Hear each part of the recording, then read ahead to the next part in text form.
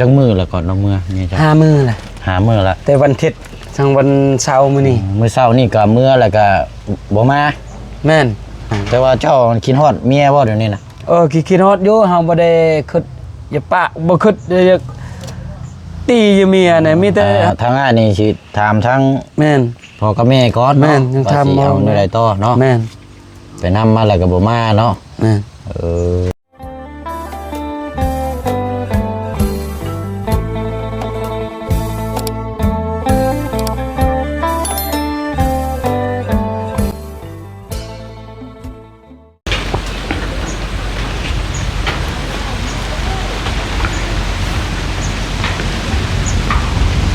พี่น้องเนาะถือว่าเปิดภาพมาช่วงจากค่อยคำลงแรงเนาะสำหรับทาง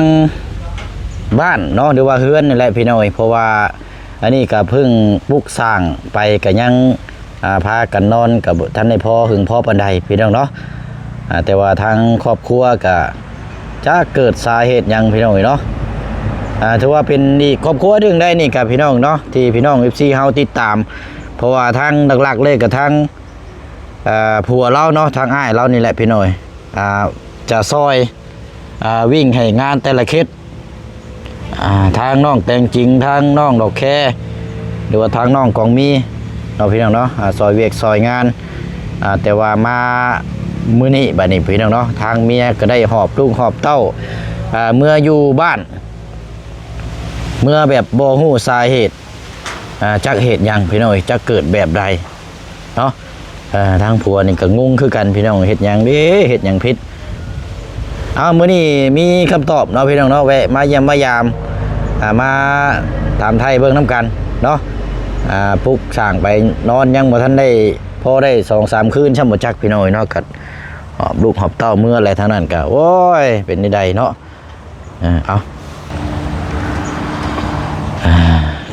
เดี๋ยวถามพูดคุยน้ำกันเนาะพี่น้องเนาะทักทายสบายดีและสวัสดีพ่อแม่พี่น้องเบิดสุขสุขคนเด้อพี่น้องเด้อเนาะพบเจอกันอีกคือเก่าคือเดิมพี่น้องเนาะแล้วก็เพิ่มเติมแน่กับทาง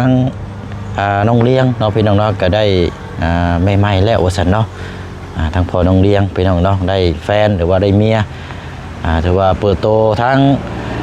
แม่ข้างตรงเลี้ยงก็เป็นได้เนาะมื้อนี้กับพี่น้องเนาะแต่ว่าคนอื่นนี่เฮาสิมานี่แหละพี่น้องทางอ้ายเราก่อนเนาะทางพ่อน้องไก่เนาะที่พี่น้อง FC ก็ติดตามอยู่เนาะพี่น้องเนาะเห็นแต่รถน้อยลูกเล่านี่พี่น้องเอ้ยนี่แหละแต่ว่าลูกกับแม่บ่มาเนาะไปเนาะ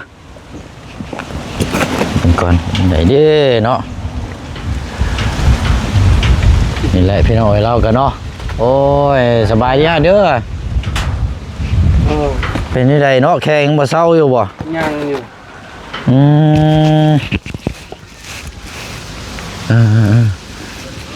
เพื่อนนี่ก็คือว่าเห็ดตะออกอยู่คักก็คือว่ามีเสื้อน้ำอันนี้เนาะโอ้เสื้อเจ้าบ่อนี่นะเสื้อเขาซื้อมาให้อ๋ออย่างดีเลยเด้นี่เนาะเสื้อหม้อมาเบิ่งเด้อเอาหนิไม้ก่อนพากันนอนอันเตอเฮิงนะว่าอยู่นี่นะยังอยู่ได้จังมือแล้วนอนกับเมียอันนี้ยังไม่ได้ขึ้นยังไม่แล้วยังไม่ทันได้ขึ้นบ่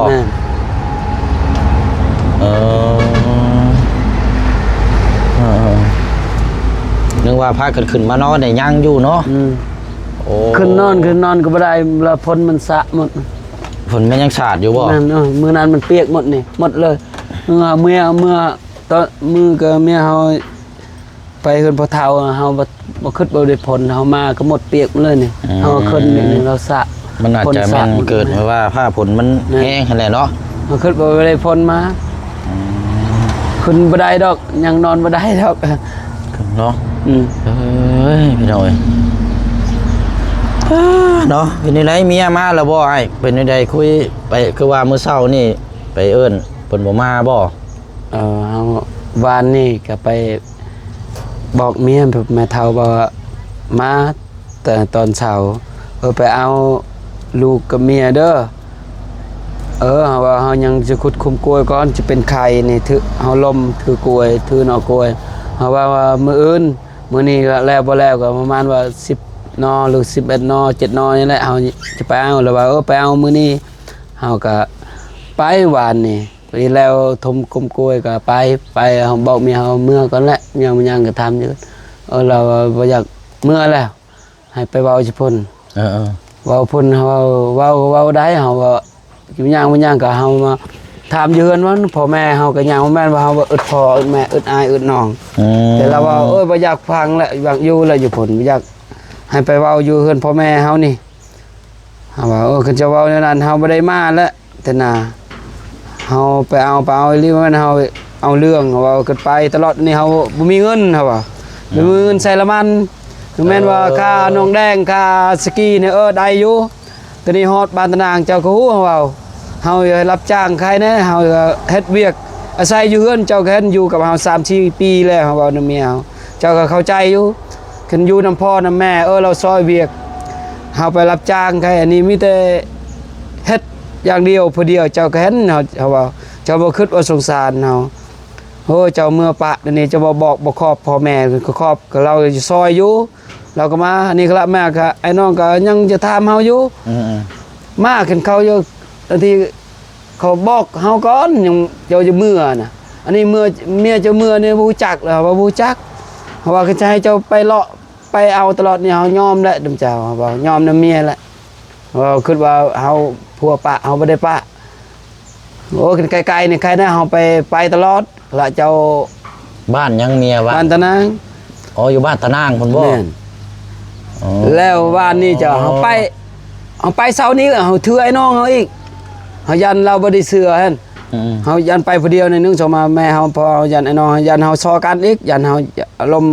ใจร้อนเด้3-4เทื่อไปเอาก็เมียบ่มาจักเทื่อเนาะแม่นจ้ะค่อยพาไอ้น้องเฮาบ้านซะแล้วไปเราบ่เมื่อ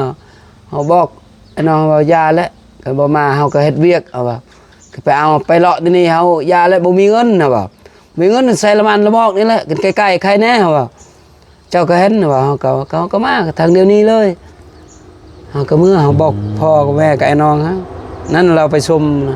เช้านี้โดยแต่ว่านึ่งมานี่เรา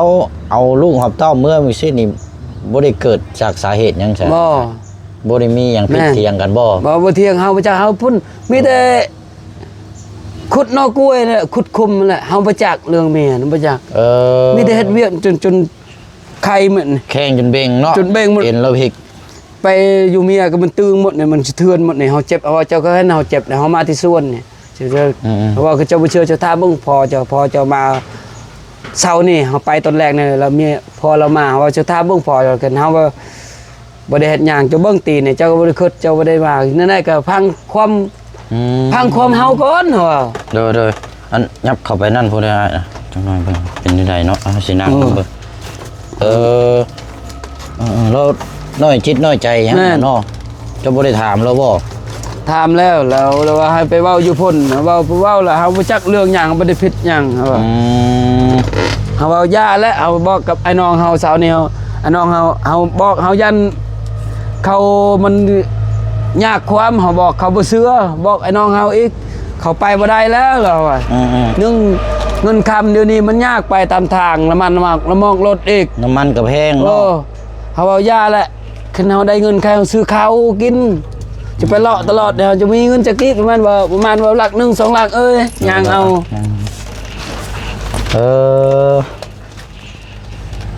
เมื่อยย้อนเมียน่ะจังมือละก่อนน้องเมื่อนี่จ้ะ5 มื้อละ5 มื้อละแต่วันอาทิตย์จังวันเสาร์มื้อนี้มื้อเช้านี่ก็เมื่อแล้วก็บ่มาแม่นเฮาไปวันนี้แล้วเช้านี้เฮาไปอีกความดีเฮาละเฮาผิดบ่ผิดเฮาก็เว้าอยู่เฮือนนี้แม่นั่นแหละเนาะแม่นเฮาถือผ้าลาตองถือเอาผ้าเอามีดไปพันบ่บอกก็ได้แบบว่าพ่อแม่ไอ้น้องเฮาเมื่อรถอันนี้เฮาบ่ได้คิดบ่ผิดหยังเราจะเมื่อนั่นล่ะเฮาว่าเฮาจะคันจะกลับจะคันจะไปเอาอีกให้ไอ้น้องนั่นแหละเบายันเขาซอกันแต่ว่าทางนั้นก็บ่ได้มีเรื่องราวหยังบ่มันไปมื้อเช้านี่ก็โอเคกันอยู่เนาะโอเคพ่อแม่เรากับไอ้น้องเราก็ให้เมื่อนี่ได้ก็ไปพังอยู่พุ่นแหละแล้วไปพังอยู่ในเฮา คลาเฮาเป็นพ่อละเฮาซอยบ่ได้ละมีแต่เจ้าเว้าเองละ อืม แต่เมียบ่อยากมา แต่ว่าเจ้าคิดฮอดเมียบ่เดี๋ยวนี้น่ะ คิดฮอดอยู่เฮาบ่ได้คิดอย่าปะบ่คิดอยากตีอยู่เมียน่ะมีแต่เฮาเฮ็ดเวียกเจ้าถามเบิ่งสาวดอกแคเลยกับแม่กับกงมีน่ะ เฮ็ดแต่เวียกแต่งาน มีแต่เฮ็ดเวียกนั่นจนสลุถูกคมนี่ถือ เมีย นอ แบบ ป่วย หอบลูกหนีเมื่อแบบบ่ฮู้สาเหตุหยัง แม่นเอาจักอันนั้นน่ะว่าไปเอาเฮายาแล้ว วันนี้บัดสิบ่ไปบ่ให้บัดนี้น่ะบ่ไปนำ เฮายังจะถามแม่ก่อนกับพ่อก่อนกับไอ้น้องเฮาก่อน ทางถามผู้ใหญ่เพิ่นก่อนเนาะ อืม เฮาก็บ่ฮู้แล้วว่าทั้งพี่ถือแบบไรแต่ว่าเฮาอยากฮู้นะว่า อืม ประเพณีเนาะ เราบ่คิดสงสารเลยเฮาบ่ไปตลอดเฮ็ดเวียกตลอดโอ้ยเฮายอมกับเมียเฮา อยู่นํกันจักปีแล้วรวมหมดเลย 5 ปีประมาณ5 ปีนะ 5 ปีนี่ 5 ปีนี่แม่น มีแต่เฮ็ดผู้เดียวทุกโอ้ยแต่เราบ่คิดสงสารเลยครับผิดด้วยเรื่องเฮากับเรื่องเอาใจผู้หนึงก่อนเฮ็ดนั่นคือทุกข์ยากพัวแล้วนี่เอ้าเฮ็ดเวียกก็เฮ็ดบ่ม่วนเฮ็ดหยังก็เฮ็ดบ่ม่วนอันนี้ต้องเกิดกรณีเฮาเฮ็ดเวียกต้องมีเกิดเดี๋ยวนี้โลดบ่ม่วนในใจในครอบครัวต้องเป็นในคลามนี่โลดเฮ็ดหนักบ่ได้เลยนี่คือเทินมัน2-3หน่อขึ้นยังลายนี่เฮาปะเลยโกยนะปะเลยหน่อไผสิทมให้เจ้านี่เอ้าเฮาว่าโอ้เจ้าก็มาก่อนเจ้าเฮ็ด เดี๋ยวนี้ล่ะเฮาเฮ็ดเวียกมันคลำแล้วมันเป็นไข้รถโต เพราะมันเจ็บเลย มันเจ็บ มั ร น ถ บิ่งแล้วว่าเนาะ แนวใจเฮาบ่ม่วนนะ บ่จิตใจบ่ม่วนแล้ว แม่นเฮ็ดเวียกแล้วมัน คักแล้วเนาะ บ่คักเลยมันเป็นเลยนี่มึงนี่น้อยนึงนี่คลิปน้อยนึงแล้วเลยนี่จนไปบ่ได้เฮาว่าเมียเฮาจะเบิ่งนี่แม่นเฮาอยู่กับพ่อแม่เฮายังกินข้าวพ่อแม่ซอยบ่ให้เจ้าก็เห็นแม่นหยังก็บ่ได้ไปหยังบ่ได้เจ้าจะกลับมาจะไปจะซอยเจ้าเฮาว่าเราอยู่พ่อเฮือนพ่อแม่ก็แพ้เฮือนเฮาเองเฮาว่า เนาะ มันยังเฮาก็กินเองกินเฮือนพ่อแม่ดำเทื่อสองเทื่อเขาบ่เว้าหยังเฮาก็ยากน้ำลูกนี่แหละโอ้ลายเฮาเว้าน้ำเมียเฮาเว้าลงความทุกข์นี่ก็เมียบ่อยากพังให้ไปเว้าอยู่พุ่นนั่นหายัง มีแต่ทางอันนี้สิถามทั้ง แม่น พ่อกับแม่ก่อน แม่ เนาะ นยัง ว่า ถาม สิเอาในใดต่อเนาะ แม่น ไปนำมาแล้วก็บ่มาเนาะ แม่น อยู่บ้านตะนางบ้านนี่เนี่ยบ่เสียงเข้าไปช่วยเหลือเขตหนึงอยู่พี่น้อยเขตอันน่ะอยู่ชายมือที่ว่าผัวป้าเราได้ไปเอาเมียใหม่ว่าลูกเฮือนน้อยๆอันน่ะพี่น้อยลูกร่วมกัน5-6คนนั่นแหละจักชื่อว่าจังแหละนั่นน่ะตอนน่ะอยู่บ้านนั่นแหละบ้านตะนางอยู่บ้านนั่นแหละนั่นก็เป็นบ้านเมียเจ้าเนาะ แม่นบ้านเมียเฮาล่ะตะบิด เข้าไปนี่ก็โอ้ไกลอยู่ โอ้ไกลมัน เอาเรื่องอยู่ จะเป็นหลัก เพราะว่าทางคือว่านั่นเนาะ แม่น เอาไปตัดสะเลนพุ่นแหละพี่น้อย เมียบอกว่าคันเจ้าจะมาเจ้าบอกไอ้น้องเจ้าเด้อเฮาบอกว่าแม่นมาบอกง่ายคาละมันคาละมอกเขากินน้ำกินนายอีก ค่ะ เขาว่ารถอีกว่าแม่นว่าคันเดียวรถ3คัน4คันเขาบ่ได้เด้อคันหนึงมาอัด3อัด4เขาไปบ่ได้เฮามีเงินเฮาว่าเฮาทุกข์คันมีเงินใครเอาซื้อของกิน คันว่ารถใหญ่แค่เนาะ รถใหญ่แค่แน่ ซ่อนหลังท้ายเต็มเลยเนาะ เราว่าไป3-4คนดับ3คันรถจักร4คันรถจักร1 2มาเฮาไปเฮาก็ให้เขากินอีกเว้นเฮาไปท้องเฮาว่าเฮาบ่มีเงินได้เมียเอ้ยเจ้าก็เห็นเฮาอยู่นำกันเนี่ย คือว่าเจ้าไปสิเจ้าก็ต้องสิเฮ็ดอหย่างนั้นนี่เนาะ แม่นซื้อให้เขาแล้ว โอ้ ชื่อไก่ชื่อหยังให้เขาแล้วเขาบ่คือเฮาไปเว้าเฮือนพอเฒ่าไปเว้าเขตเขาก็เฮาก็ไปละล่ะนั่นเฮาคิดในใจเฮาอุกเฮาเว้าเจ้าว่าเมียเจ้าเว้านี่มันง่ายแต่เฮานี่ทุกข์อยู่เฮือนมันบ่มีนะคือเรื่องมีนะเฮาบ่ยากดอก เอาเรื่องเงินในการเดินทางนี่แหละเนาะ เดินทางนี่แหละยาก ยาก การใช้จ่ายคันสิเว้าก็อยู่ดีๆแหละมาเป็นวิธีมันก็ยากแล้วเนาะ แม่นเฮาว่าเมียเจ้าเว้านี่นั่นมันง่ายให้คอยมา ให้พาไอ้น้องเฮามา แต่เฮานี่ยากอย่าไปนะ นะเฮาให้เมียเจ้าบ่เข้าใจเด้อเจ้าเฮ็ดเฮาทุกข์แล้วนี่เฮาทุกข์เฮ็ดเวียกกับพ่อเฮ็ดไปเดียวเฮาบอกเจ้าเอาลูกบ่ได้เฮ็ดหยัง ยังให้พ่อแม่ยังให้ไอ้น้องอย่ามาบ่แม่นว่ารถใหญ่เขาไป 3-4 คนก็เขาเดียวรถจักร3-4 คันเจ้า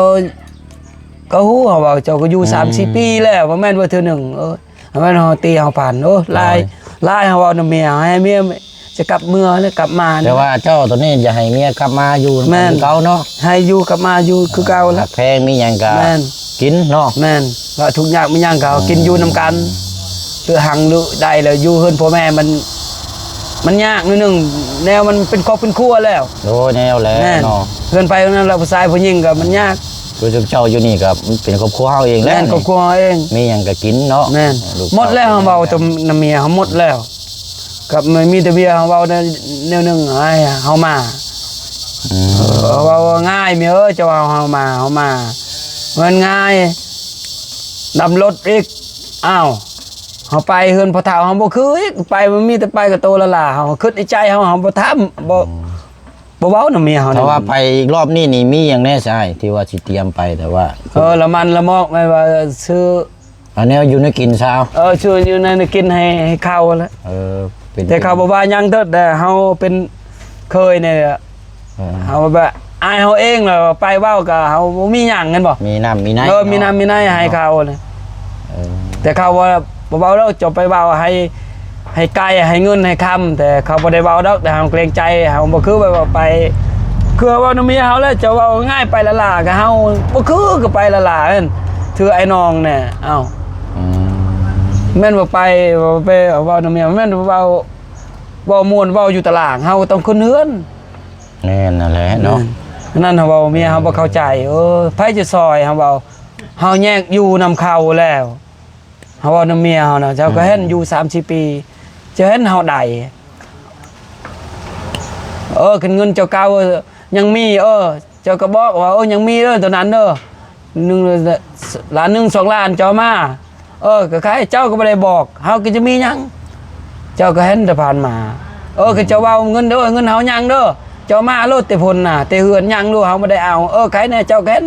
กันยังเงิน 2-3 ล้านเจ้ายังอยู่เจ้าบ่อยากมานี่เรื่องละมันละมอกเรื่องกินเรื่องอยู่จะได้แล้วสำนั้นเจ้าบ่ยังมาก็ได้นี่เราก็บ่จักก็บ่มีเนี่ย บ่แม่น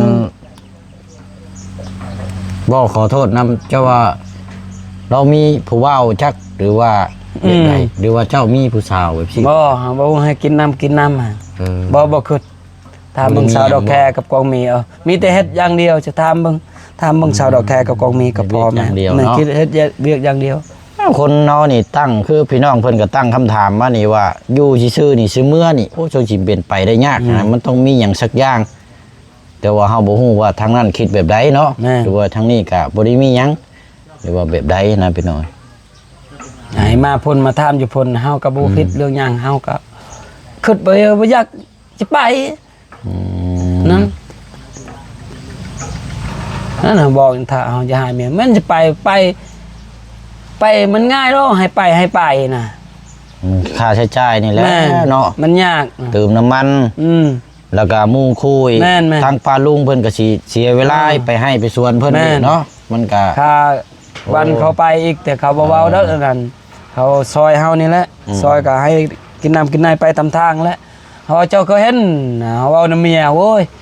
หมดเท่านั้นแล้วเฮาเว้าความทุกข์ความเมียให้อย่ามานี่นะให้เป็นครอบเป็นครัวนี่นะ กลับมาคือเก่าซะเนาะ แม่นเฮาว่าเจ้าก็เห็นกันเฮาได้มาเฮาอยากพาไอ้น้องไปผิดนำเฮานี่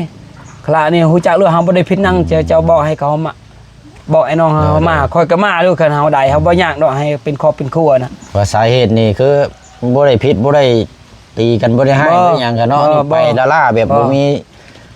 ฮู้หยังเลย แน่ โอ้ยากได้เนาะ นะมีแต่มือวานนี่กับมือนี่เฮาผักนะมือซื้อนี่ก็เฮาขุดคอมคุมกล้วยแต่เมียมาเมียมือเหินหลังเฮาขุดแล้ววานนี่กับมือนี่เฮาแล้วตาก็เฮาไปสำนี้ก็เฮาไปนั่นแม่ลาว่าเจ้าใครนี่เจ้าก็อยู่ก่อนบ่ยาแล้วเฮ็ดกระเทิน โอ้ย เขาบอกบางคนเมียมือเหินหลังเจ้ามีแต่กินและมีแต่นอนขุดเมียบ่ได้ขุดมีแต่เฮ็ดบ่าพักผ่อนก่อนเจ็บไข้นี่ยาแล้วเฮาเฮ็ดกระเทินน่ะถ้าแต่เมียนั่นมันบ่ได้ดอกบ่แล้วดอกยังแล้วคุมกล้วยแล้ววานนี่แล้วเพราะเฮาจนให้ผู้เดียวเมียเฮ็ด ให้นั่นได้ให้นั่นนี่ผู้จักเรื่องลายอย่างก็ให้ไปเว้าอยู่พุ่นมันมีใช้จ่ายไปตามทางอีกคันมีใช้จ่ายแล้วเฮาบ่ยากเด้อน้องเฮาอย่าพายน้องไปเลยล่ะเฮาอยู่ฮู้คงในแบบใดเมียอย่าเว้าแนวนำเฮา สิ นี่ เอาหยังแบบใดเนี่ยสิเอาตัดสินใจแบบใด เฮาจะ เนาะ พังเมียเว้าแบบใดให้มาพุ่นน่ะแต่เฮาบ่จักเรื่องหยังเฮา โดย แต่เฮาบ่ยากดอกเฮาจะไปดอก เนาะแต่ว่าเจ้าน่ะสิถามทั้งพ่อกับแม่แล้วสิปรึกษาอีกเทื่อนึงอันนี้บ่ แม่น เออ บ้านตะนางนั่นก็บ่เชิงเคยเข้าไปเรื่อยอยู่พี่น้องไปจอดมื้อนั้นก็ไปส่งทั้ง2ไม้ตู้ที่เรามาขอเข้าไปลงหัดมื้อนั้นก็แล้วก็มีเคส2เคสอยู่หั่น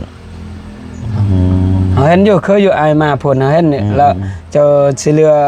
เข้าเด้ แม่นเอาเข้าให้อยู่ ให้ตักอ้าวตะเวทเอาเข้านี่เลยพักเบิ่งทรายนี่เด้เห็นว่าตะเวทเอาเข้าพักเบิ่งทรายนี่ โดย ทางลุบเด้ลงห้วยเด้ตะเวทเห็นลังตัวนึงบางภาคนั่นเลยขึ้นเท่าเฮา มันสิมีบ้านตะนางน้อยตะนางใหญ่เนาะ แม่น ตะนางน้อยน่ะบ้านของทางน้องพรกับน้องบอน แม่นแม่นเลยแม่นเลยขึ้นตัวนั้นแหละ ฮะ แม่นแหละนั่นล่ะน้าสาวเมียเฮาแบบว่าน้องพ่อเฒ่าเฮาน่ะ เพื่อนหลังแรกได้บ่ แม่นแต่ภาคนั่นล่ะขึ้นพ่อเฒ่าเลยเหรอแม่นแหละนางน้องบอนน้องพรแหละ น้องเอื้อยแล้วน่ะชื่อพรน้องบอน แม่นล่ะ เพราะว่าเฮาทายเอาเข้ายังไง แม่นเฮาเห็นแม่นแหละตัวนั้นแหละ แม่นแหละ บ้านนั่นบ่ แม่นเลยแม่น โอ้ย ใกล้ตัวนั้นยังมีตะนางมีกกมะพร้าว แบบว่านำมีหัวจุ่ม แม่นมันเป็น กลางทางนั่นล่ะตะนางกลางอยู่เทิงอีกตะนาง แต่ว่าเฮือน สไตล์ เฮือนเมียเจ้านั่นหลังใดเอาหลังแรกเด้อบ่ยับลงไปเข้าไปในอีกบ่ แม่นยับภาคห้วยเด้ พาห้วยขึ้นไปอีกเนาะ แม่น โอ้ มีกกกล้วยบังเนี่ย โดยมีอันน่ะกกกล้วยแหละ กกลำไย ที่ว่ากระตูบมันทั้งมีตู้เราสิกำลังสิปลูกเฮือนกระตูบน้อยๆอยู่หั่น แม่นเลย มันละ หมู่บ้าน 1 2 3 8 9หลังนี่แหละเนาะนั่นแหละ 1 7หรือ8นี่แหละ 2 เนาะ 3 4 5ลัง เพราะว่ามื้อนั้นเฮาเข้าสอบหนึงไงก็เจ้าตักกันประมาณ เฮาเห็นอยู่ในทูบเฮาเบิ่งนะ บ้านนั่นแหละแม่นแล้วตะนั้นแหละ โดยเอาจังซี่ซะบ่ยากเด้อ โดย บ่ต้องคิดหยังหลาย เด้อ เดี๋ยวเฮาสิซอยน้ำพาก็ได้ เด้อขอบใจ ไป เด้อ รถเฮานี่ ข ก็ อบ ได้ ใจ เด้อ หลายๆเนี่ยครับบนเฮาเลย กันนะแต่ว่า ได้ การชื่ออยู่ชื่อกินนี่บ่คือเจ้าว่านี่ก็จังว่ากันแล้วแต่เจ้า เด้อ นี่ เด้อ แต่ว่าเฮาสิพาไปก็ได้ เด้อ แต่ว่าไปมื้อไรก็บอกเฮาเด้อ เด้อขอบใจเลยโอ้ย เฮา นี่ แล้ว ล่ะ เฮาสิมารับแล้วก็ไปสิ ซ ไป อย นำ เงิน ก็ ซอยคำแล้วนี่เฮา ไป ก็ ดี ดี ใจ ใจ เมียมาอยู่นำ เด้ เนาะ อเฮาบ่ลืมบุญคุณเฮาขอบใจหลาย ไปเว้าไปคุยกันอยู่พุ่นก็ไปก็ไปเนาะ ๆเด้อ มาเว้ากันมันแล้วก็สิตกสิเตะกันก็จังมาเนาะมาอยู่ เด้อ การนัด เข้าใจ เพลงกัน อืม เดี๋ยวสิพาไปหรอกเด้อ เด้อนะ พยาบาลมันรถทำรถใหญ่แล้วก็สิอันนี้ดอกบ่ยาก เด้อนะขอบใจเล คั ย นว่าสิไปมื้อนก็ แจ้งบอกเฮาเนิ่นๆเนาะ ได้ ทางน้องเราแค่โทรบอกเฮาก็ได้ ได้ ว่าคนมี Facebook อยู่เฮาสิมารับ แม่นแหละตารางนั่นแหละ มันตะนางนั่นน่ะใครอีกดอกใส่พี่ ขึ้นน้องมาให้มานำการในซอยให้น้องจะเว้านํเนาะ อืม เฮาก็เว้ากับเราบ่เชื่อแล้วเฮาเนี่ยเฮาก็เว้าบ่เป็นแล้วครับเว้ามีแต่ให้ไอ้น้องเฮาแล้วมาขอบมาเว้าให้จะมานะ โดย รับผิดหยังล่ะไอ้น้องเฮามารับนะแต่ เอา เฮาเว้า สา บ่ มี ได้ จะว่าหาเด้อให้เด้อ เด้อ เดี๋ยวพาไปเฮาสิพาไปหรอกเนาะ ได้ แต่ว่าเจ้านัดว่าเจ้าสิไปมื้อใดถามทาง ได้ แม่เจ้าเด้อเดี๋ยวให้ ทางเบิ่งเงินเบิ่งคำก่อน แต่ มื้ใด อ้าย ให้ น้อง แจ้ บ่ได้ เด้อ กินหยังดอกแต่เฮาจะไปตามทางนี่แหละ กับ อืม ไปนี่แหละเนาะเฮ็ดได้ซะ อืม โอ้ยเบิ่งเอาอันนี้เฮาให้ค่าน้ำมัน เด้อ เด้อ ขอบใจ สู้ๆ ขอบใจเด้อ พี่น้องเอ้ยเห็นได้แล้วก็ โอ้ย กลับมาอยู่ร่วมกันเนาะเอา เด้อ เอาเอา ขอบใจเด้อ เติมน้ำมันให้เด้อ เด้อโอ้ยพี่น้องเอ้ยเนาะนั่นแหละเรียกตัวคันว่าสิไปมื้อใดก็แจ้งบอกเฮาเนิ่นๆเด้อ เด้อ เฮาสิพาไปหรอกไม่ยากหรอก อาจจะถามไอ้น้องถามพ่อก่อน ถาม ฟัง ว่า ความเขาบอกเตเฮือนก่อนไปแบบใด แม่น นั่นเขาจะบอกสาวดอกแค อืมแจ้งบอกเฮาสิพาไปดอกเออ ขึ้นไปรถจักรนี่แล้วมันหนัก โอ้ยแม่นเข้าใจอ หนั ยู่มันห คน ลาย เท่ามันต่างหนิดนึงมัน กับผู้เฒ่าแน่นอน แม่น รถล้มรถหยังหั่นแหละ นับ4คันรถจักรพุ่นจะไป5คน6คนก็ว่าอัตรามันบ่ได้หดพุ่น โดย ดีใจหลายเลยขึ้นเอาได้นั่น เด้อเด้อ บอกเด้อ ทำนั่นแหละมีหยังก็จังบอกเฮาสิพาไปดอกเด้อ เด้อขอบใจ เด้อพี่น้องเนาะหวังว่าทางพี่น้อง FC เฮาที่ติดตามรับชมคลิปทางพ่อน้องไก่เนาะให้ความสำคัญเนาะพี่น้องเนาะเพราะว่าเราก็เป็นคนขยันทางครอบครัวนี่แหละพี่น้องตามที่เฮาเบิ่งนี่ก็โอเคพี่น้องเนาะซอยคนนั้นคนนี้ทางหมู่เชียงก็เลยอยากมาสัมภาษณ์แล้วก็อยากมาถามเบิ่งเนาะที่ไปที่มานี่เป็นแบบใดพี่น้องแต่ว่าสาเหตุต้นปลายนี่ คือเราบ่ได้เฮ็ดหยังเราว่าพี่น้องเนาะเมียหอบลูกหอบเต้าเมื่ออย่างเดียวเนาะก็เลยอันนี้พี่น้องเนาะทางหมู่แซงก็มีแต่ว่าจะซอยทางพ่อน้องไก่ถ้าว่าสิพาไปเว้าความกันอยู่บ้านเมียก็แม่นว่าเอาเดี๋ยวบ่แซงสินำรถไปเราพี่น้องเอาขึ้นรถบ่แซงนี่แหละพี่น้องเนาะเพราะว่าผู้เฒ่าผู้โอ้เพิ่นก็ไปเว้ากันอยู่พุ่นตกแตกกันจังได๋ก็จังว่ากันบัดนี้พี่น้องเนาะอยู่บ้านเรานั่นบ้านของทางน้องวอนน้องพรนั่นแหละพี่น้อยเนาะที่ผู้เชี่ยวเอาเข้าแจ้งให้หมู่บ้านนั่นแหละพี่น้อยก็บ่ได้ไกลปานใดหรอกเนาะพี่น้องเนาะเอาจังใดก็ฝากพี่น้อง FC เฮาเนาะเป็นกำลังใจนะติดตามเบิ่งเนาะพี่น้องเนาะว่าสิเป็นจังใดรอลุ้นรอชมเบิ่งนํกันเอานี่แหละอันนี้ก็คือน้อยค่อยวังพี่น้องเนาะทางเมียก็บ่อยู่ซ้ำเนาะสร้างแล้วยามกันท่านได้ขึ้นเลยนอนเมื่ออะไรพี่น้องเอ้ยโอ้ยเนาะไปเนาะลาพี่ลาน้องกันเด้อเนาะพบเจอกันในคลิปหน้าลำได้รวยเบิดสุขุสุคนนะพี่น้องเด้อเนาะเป็นกำลังใจให้น้องพี่น้องเนาะ